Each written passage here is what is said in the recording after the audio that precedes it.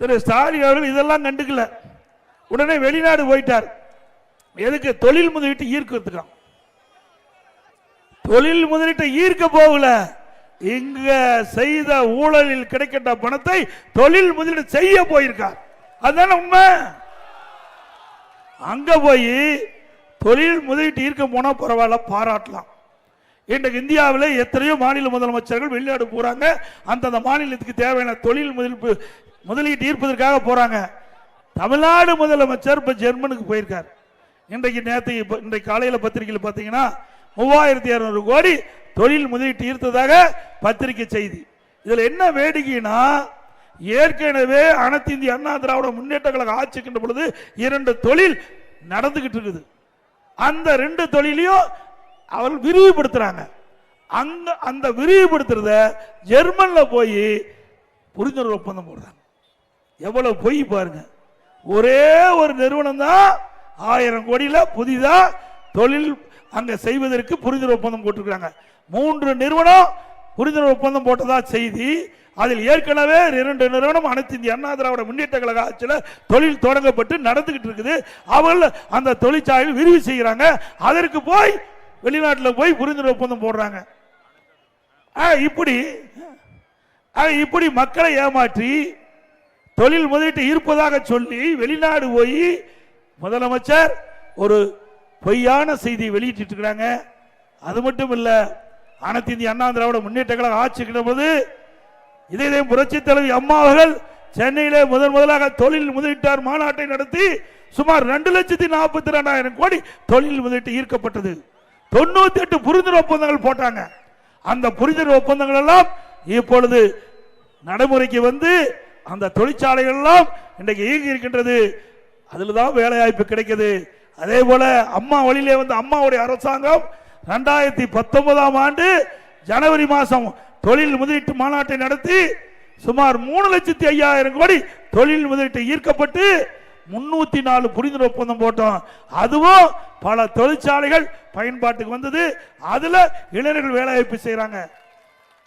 இன்றைக்கு பத்திரிகையில் பார்த்தா திமுக ஆட்சிக்கு வந்த பிறகு இந்த தொழிற்சாலையில வந்த மாதிரியும் தொழில் வளம் பெருகின மாதிரியும் இன்னைக்கு வெளிநாட்டில் இருக்கிற வருமானம் அதிகமாக வந்த மாதிரியும் ஒரு தவறான செய்தி வெளியிட்டு இருக்கிறாங்க. திமுக ஆட்சிக்கு வந்த பிறகு தொழில் முதலீட்டு மாநாட்டை நடத்தினாங்க, குடியிருந்த ஒப்பந்தம் போட்டாங்க. ஆனா இன்னும் அந்த தொழிற்சாலைகள் எல்லாம் நடைமுறைக்கே வரல. ஒரு தொழிற்சாலை ஆரம்பிக்க வேண்டும் என்று சொன்னால் அதற்கு பல்வேறு முதற்கட்ட பணி நடக்க வேணும்.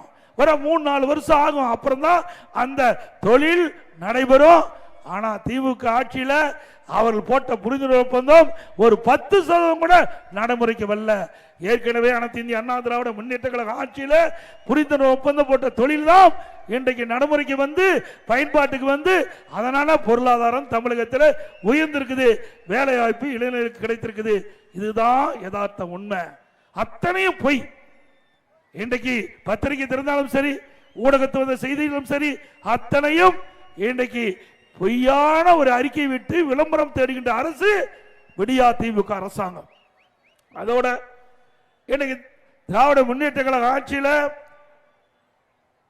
2G ஸ்பெக்ட்ரம் ஊழல் உங்களுக்கு தெரியும்.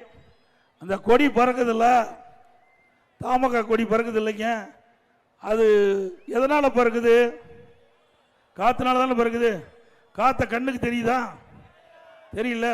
கண்ணுக்கு தெரியாத காற்றில் கூட ஊழல் செய்கின்ற ஒரே கட்சி திமுக கட்சி. தமிழ்நாட்டுடைய பெயரையே அசிங்கப்படுத்திட்டாங்க.